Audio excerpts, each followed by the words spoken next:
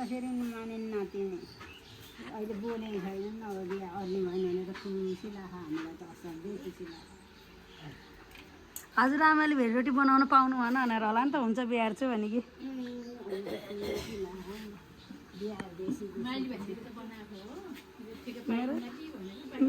मेरो त मलाई यादै छैन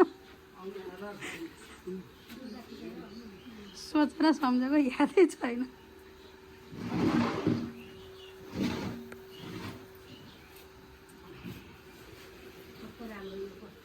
स्टार्ट गरेर बस्नुभयो हाम्रो मम्मी फेरि स्वाको केही छैन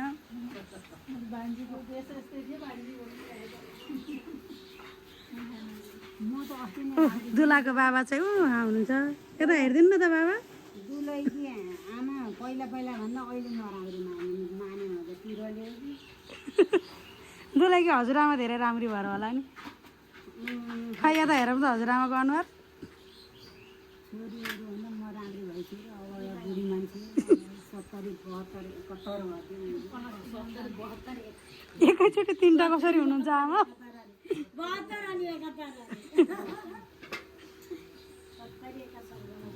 एउटै वर्षमा तिनवटा उमेर कसरी हुन्छ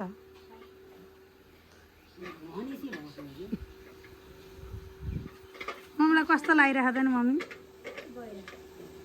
किन भन्न पऱ्यो र बाहिर यसो रे हिजो त अबबाट आउँदाखेरि यो कसैले ल्याइदियो है मलाई भनेर हिजो सामान देखाइसक्नु भयो बजार चाहिँ त्यो करुवा सरुवा टाइपका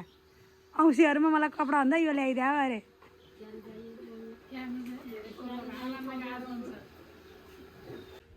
कतिवटा रोटी भयो आमा 30वटा त मैले पठाइदिने होइन र 30वटा माइली नातिनीलाई 30वटा कान्छीलाई 40वटा ठुलीलाई भने हामीले कति कति 10वटा घटाइदिनु भएको हामीलाई चाहिँ कान्छीलाई किन हो र 30वटा त्यसो त बिहे भएन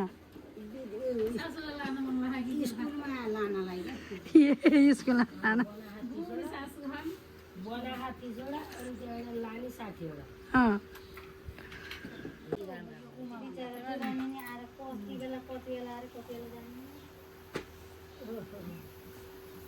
तेल किन आएर त्यही दिन जाने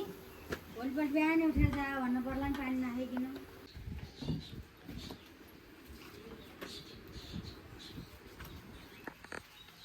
कहिले हाल्नु अब फेरि अर्को ढेँडो उडाल्ने अनि छानेको नि त्यो भेली पगालेर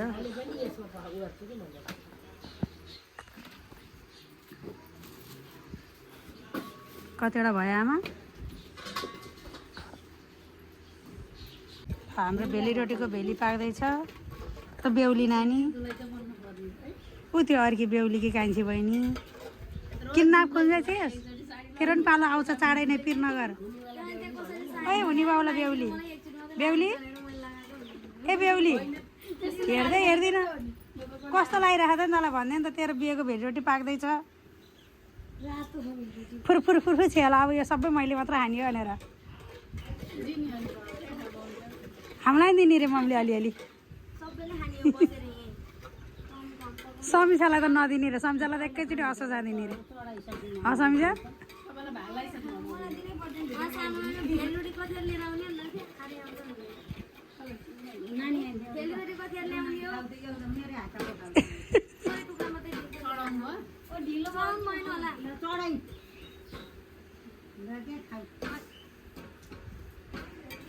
यिनीहरू गर्ने हो भनिदिनु पर्यो त्यस्तो भनेको म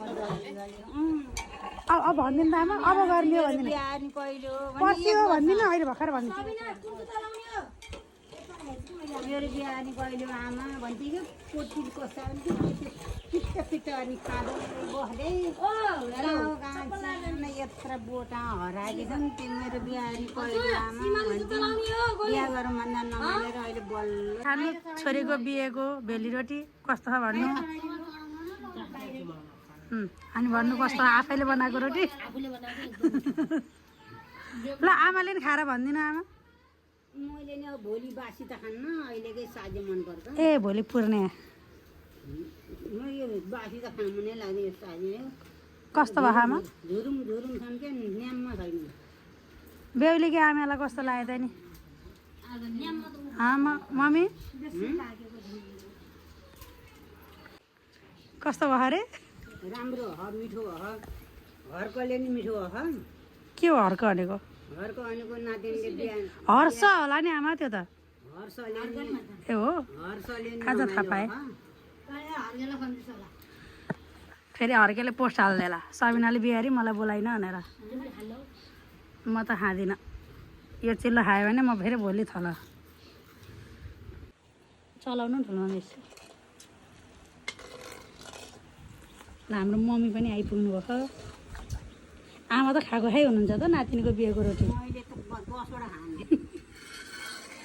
मेरो भागको त कम भएको छैन नि मेरो भन्ने खाएँ अब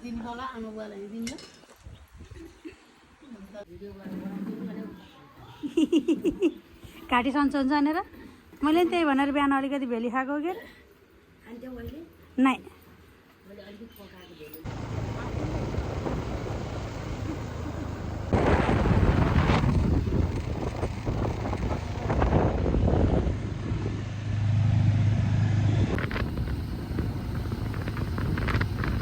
आयो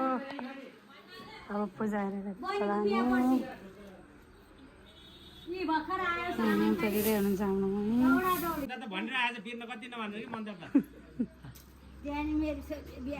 मेरो पाला यस्तो गर्नु भएर मम्मी मेरो पाला त यस्तो गरेको थाहा पाइन त अनि तपाईँहरूले पनि जहाँ जति बेला आराम थाहा त्यति बेला चाहिँ मलाई थाहा थिएन मैले त उमलाले ढकालेर नि पकाइरहेको बाबाको पैसा चिप्लेको चिप्लै छ बाबाको पैसा चिप्ले चिप्ले खाए भोलि देखाउँछ त बिहा हारिसकेपछि क्या छोरीको बिहा हारेपछि अघि हो बाबुले बिहान हेरेर पूजा गर्नुपर्छ कसले गरे छोरी रहेछ कहाँ हुने त बाबा